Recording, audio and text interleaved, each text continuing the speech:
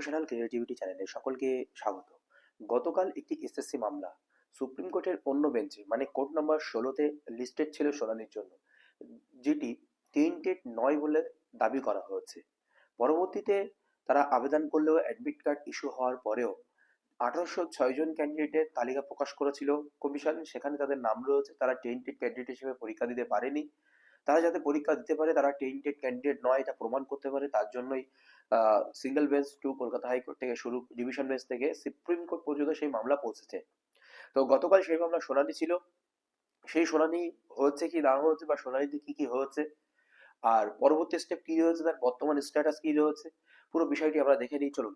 Supreme court of India, honourable mister justice Arvind Kumar and honorable Mr. Justice SBN Bhatti will not be holding court on 13/2/2026। Honourable justice S V N Bhatti এবং অরবিন্দ কুমার, দুই justice, কারণ এই অরবিন্দ কুমারের সঙ্গে justice Panjali ওই 16 নম্বর কোর্টে বসতেন এবং এসএসসির ম্যাটার ধরতেন।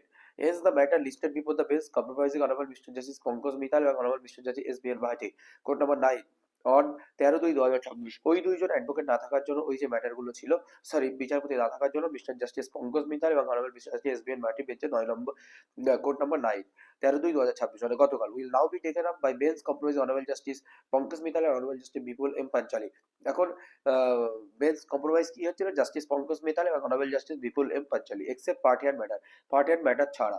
If any the matter listed before the bench comprising Honorable Mr. Justice Arvind Kumar and Honorable Mr. Justice Bipul M. Panchali in court number 16, গতকাল কোর্ট নাম্বার 16-এ honourable mister justice Arvind Kumar এবং honourable mister justice Vipul পাঞ্চালির court number 16-তে যে মামলাগুলো hearing এর জন্য listed ছিল will not be taken for hearing, গতকাল সেটি হিয়ারিং এর জন্য নেওয়া হয়নি গতকাল।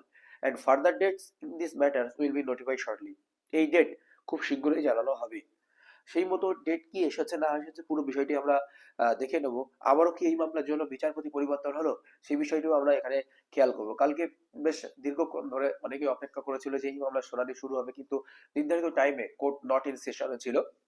Furthermore, single bench of Honorable Mr. Justice Bipul Panchali constituted in court number 16, 13/2026, will now sit in court number 9 after the normal work of court number 9 is over. Court number 9 এর কার্যক্রম শেষ হয়ে যাওয়ার পরেই মিস্টার অনারেবল জাস্টিস মিস্টার বিপুল M Panchali তিনি court number 16-এ single জাজ হিসেবে বসবেন। তো এই হচ্ছে বিষয় ছিল। 12 ডে অফ দ্য ফেব্রুয়ারি 2026 এই নোটিশটি সার্ভ করা হয়েছিল। তো এই হচ্ছে বিষয়। তো কালকে গতকাল মানে যে মামলাটি ছিল সুপ্রিম কোর্টের কোর্ট নাম্বার 16, সেই মামলার শুনানি হয়নি, সেই মামলার দেওয়া হয়নি এবং কি ডেট দেওয়া হবে সেটা নোটিশ আকারে জানিয়ে দেওয়া হয়েছিল। তো চলুন, কবে আবার ডেট পড়েছে, কবে আবার শুনানি রয়েছে সেটাও আমরা দেখে নিই। চলুন, আমরা চলে এলাম 16 তারিখের কজ লিস্টে। তো এখানে আমরা দেখে নেব এই মামলাটি 16 তারিখ আবার লিস্টেড হয়েছে। তো কত নম্বর কোর্টে আমরা সেটাও বিস্তারিত বুঝতে পারবো। তো চলুন আমরা স্ট্যাটাসটি চেক করে নিই। তো প্রথমে আমরা নিচে চলে এলাম। দেখুন 16/2/2026 কোর্ট নাম্বার 15, গতদিন ছিল কোর্ট নাম্বার 16, 16 তারিখ মানে সোমবার এই মামলাটি লিস্টেড হয়েছে court number 15। Honourable mister justice Arvind Kumar, honourable mister justice Prashant V Varale. Arvind Kumar যিনি ছিলেন তিনি থাকছেন, কিন্তু পাঞ্চালি যিনি ছিলেন উনি কিন্তু জাস্টিস পাঞ্চালি উনি কিন্তু থাকছেন না, সেহেতু আবার নতুন করে বেঞ্চ কম্প্রোমাইজ হলো বলা যেতে পারে বিশেষ সমস্যার জন্য। তো কত নম্বরে এই মামলাটি রয়েছে সেটাও আমরা দেখে নিই। নিচের দিকে যাই, 6, 7, 8, মৌসুমী খাতুন। দেখুন গতদিনও 9 নাম্বার ছিল, আজও কিন্তু 9 নাম্বার সিরিয়ালে এই মামলাটি রয়েছে। SLPC 4/6/9/2026 Mousumi Khatun versus the state of West Bengal and ORS. আর এদিকে রয়েছে কানেক্টেড ম্যাটার রয়েছে Riya Pal versus the state of West Bengal and ORS, SCP number 4833 2026।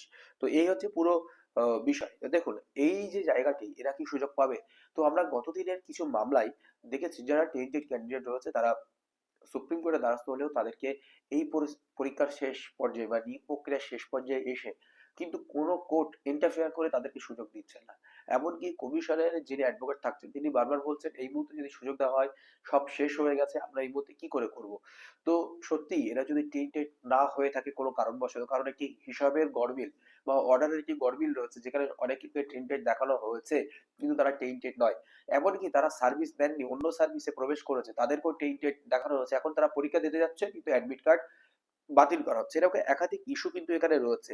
যে লিস্টটি প্রকাশ করেছে সঠিকভাবে নিশ্চিত লিস্ট যে তারা প্রকাশ করেনি তার প্রমাণও একাধিক রয়েছে। হয়তো ১৮০৬ জন সবার সঙ্গে নাই, অল্প কয়েকজন ৫-৬ জন কি ১০ জন ২০ জনের সঙ্গে এই ঘটনাটা ঘটেছে। তারা প্রকৃতপক্ষে টেইনটেড নয়। সুপ্রিম কোর্ট যে অর্ডারটি দিয়েছে সেই অর্ডারটি অনুযায়ীও তারা টেইনটেড নয়। কিন্তু তাদের সঙ্গে কোনো একটা মিসম্যাচ হওয়ার জন্য তারা টেইনটেড লিস্টে এসেছে। এই আপডেট ১৬ তারিখ কি কি আপডেট আসে অবশ্যই আপনাদেরকে জানা হবে, অবশ্যই লাইভ ভিডিও আপনাদের সঙ্গে শেয়ার করা হবে। আরেকটি জিনিস বলে রাখি, কলকাতা হাইকোর্টে যে ১০ নম্বর বা এক্সপায়ারি অফ প্যানেল মামলা চলছে, সেই মামলাগুলোর শুনানি কিন্তু এই মুহূর্তে ঠিকমতো হচ্ছে না। মামলাগুলো খুব দূরবর্তী লিস্টেড আসছে। এমনও কি আপনারা দেখেছেন যে সোমবার যে আবার এক্সপায়ারি অফ প্যানেলের যে মামলাটি লিস্টেড হয়েছে সেটাও অনেক দূরে, ৫০-এর উপরে। সেই জন্য এক্সপায়ারি অফ প্যানেল বা ১০ নম্বরের মামলা এই মুহূর্তে উঠছেন না, বা বিচারপতি জাস্টিস অমৃতা সেনা এই মুহূর্তে এই সমস্ত মামলাগুলো শুনতে চাইছেন না, যেটা কোর্টের মুখ দেখে যতটুকু সম্ভব বোঝা যাচ্ছে। কারণ গুরুত্বপূর্ণ মামলাগুলো শেষের দিকে রাখা হচ্ছে। এতে কিন্তু নিয়োগ প্রক্রিয়া আসন্ন এবং রোস্টারও চেঞ্জ হতে পারে। এমনও হঠাৎ করে যদি রোস্টার চেঞ্জ হয়ে যায় তখন আমার নতুন বেঁচে গিয়ে মামলাগুলো কোথায় চলে যাবে সেই বিষয়টা কিন্তু আশঙ্কা রয়েছে। কিন্তু ইন সার্ভিসের পক্ষে অবশ্যই এটি ভালো জিনিস। কারণ তারা চাইবে তারা কোনো মামলা ছাড়াই তারা বেরিয়ে যাক, কারণ তারা দীর্ঘদিন ধরে বঞ্চিত হয়েছে, দীর্ঘদিন চাকরি করার পরে তাদের চাকরি চলে গেছে। অবশ্যই তাদের ভালো হোক সেটা দেখা হবে। আবার এদিকে যারা ফ্রেশাররা রয়েছে তারাও কিছু চাকরি পাক সেটাও দেখার বিষয়। অবশ্যই কমিশনে থাকা উচিত ছিল, বা কমিশন দুটো সেপারেট রিক্রুটমেন্ট করতে পারতেন, একটা ইন সার্ভিস টিচার একটা হচ্ছে ফ্রেশ ক্যান্ডিডেট নিয়ে, কিন্তু সে কমিশন সেটা করেনি। যাই হোক, ধন্যবাদ এই পর্যন্ত।